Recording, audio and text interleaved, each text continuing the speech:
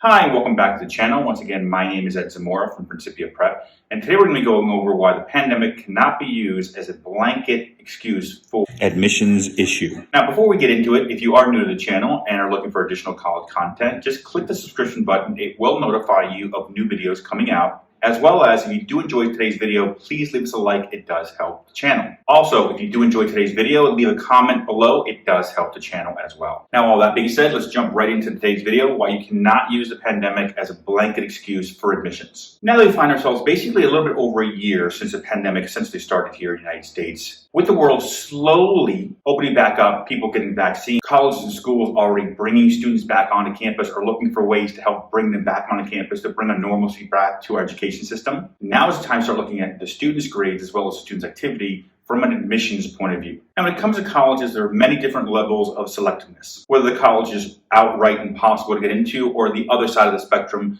an easy in for your student. There's also the cases, obviously, the college might be easy to get into itself, but they have a very difficult program your students looking to go into. Now, since there's different levels, variations of selectiveness between the different colleges, depending on your students' obviously profile, their GPA, classes taken, test scores, etc., I'm going to make today's video very easy. I'm going to use three basic levels when I'm talking about colleges here: reach schools, target schools, and safety schools. That way, everyone can use this video individually to basically look at your college list. First, we're going to start with the reach colleges. From this point of view, I hate to be the guy to basically say it, but the reach colleges, for many students, are not going to care that there's a pandemic happening. This is especially true for Ivy League schools or schools that have, let's say, a 10 or 15% acceptance rate, the ones that are very difficult to get into. And let me explain what I mean by they don't care there's a pandemic going on. These colleges are not going to be open to hearing about your grades dropping because of Zoom, because of the inability to sit down with a teacher, because of the fact this is not the way you learn, that the online platforms did not work, or the fact that you had a light resume of activities or community service or leadership roles. These things are not going to look upon from a positive point of view. I know there's a pandemic going on, and I know that this year across the board, it feels like everything just kind of fell off a cliff. In fact, SAT, ACT averages plummeted from what they usually are. And from my point of view, more students than ever before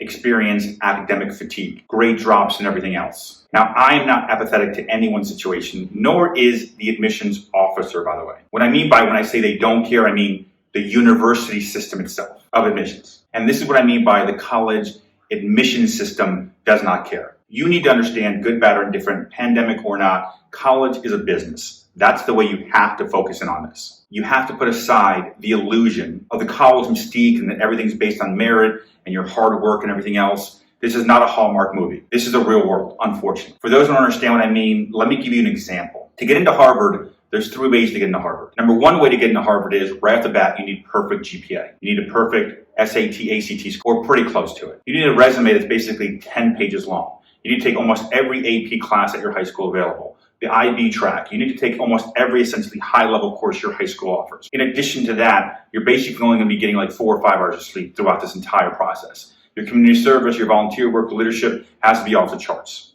That's just a starting point for Harvard. Now, if you are able to achieve all these different things from the first way of getting into Harvard, you have realistically a 2 to 3% chance of getting in. Option number two to get into Harvard is you spend essentially your entire high school life, career, hours available, time spent awake scenario, training for a sport, or dedicating yourself to a musical instrument, or essentially something that makes you a commodity, a valuable commodity in the world of Harvard, in the world of the Ivy League. You still have to also do many of the things that are in option number one, which were the grade requirements, the classes taken, the test scores, and everything else. And then, of course, the third way of getting into Harvard, which no one wants to hear, which I completely understand, has to basically donate somewhere between $25 to $30 million.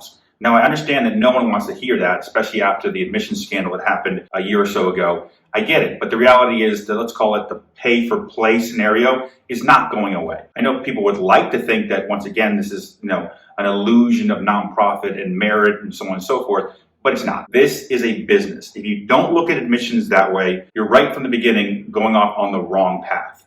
Especially if you're dealing with a difficult school, a reach college to get into with a low percentage rate of acceptance.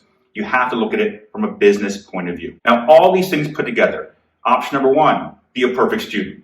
Option number two, have some kind of valuable commodity you want, or option number 3, pay them tens of millions of dollars to get in. Considering these 3 options here, most students fall into option number 1. You're going in there from an academic point of view. Now, what you need to understand is if that's the way you're going into a selective college, having a grade drop is a death nail. Having you basically have nothing on your resume is, once again, a death nail. What these reach schools, these more difficult schools to get into, are going to want to see from an applicant is that you took a very bad situation, a very difficult situation, an impossible situation, and you made things happen. That's what they're really looking for, i.e., something went wrong. Were you able to pivot and find a solution? Okay, you had a volunteer program you were doing over the summer, or the entire year of junior year or sophomore year or senior year, let's say working in a senior citizen home, and all of a sudden COVID hit and everything was locked down. No one was allowed to go anywhere near that home. But let's say you, instead of saying, okay, this is all over and just shut it down and didn't do anything, what if you instead set up a Zoom meeting twice a week to be able to talk to the residents there at the senior citizen home, see how they're doing, checking in on them, what they were doing in their life at your age.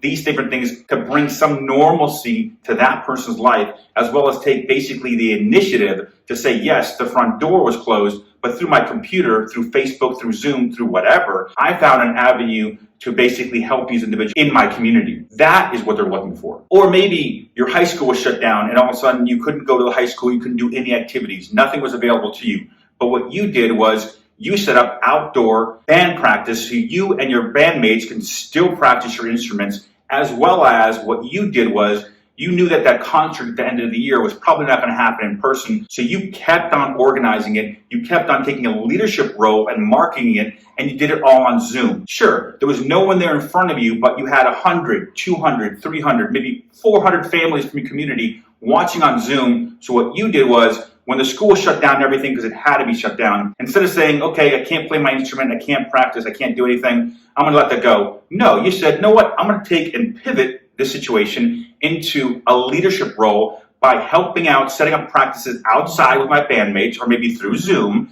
as well as continuing to market that concert to bring some normalcy to my community. Take the leadership role, take the initiative to say, I want to make sure that my community here has this concert that's been going on for 20 years, 30 years, 40 years. It's not going to end. I'm going to find a way. I'm going to find a solution through my initiative to keep this going. That is what a reach school is looking for. Somebody can pivot from a problem, find a solution, and move forward. That's what I mean when I say that the pandemic is not an excuse from an admissions point of view, especially not when it comes to reach colleges, more difficult schools to get into. The Ivy League school is still going to find students that found a way to keep their grades up, found a way to keep getting into those hard level courses and doing well academically. Test scores as well, if they bring those back as well, that's going to be a factor as well.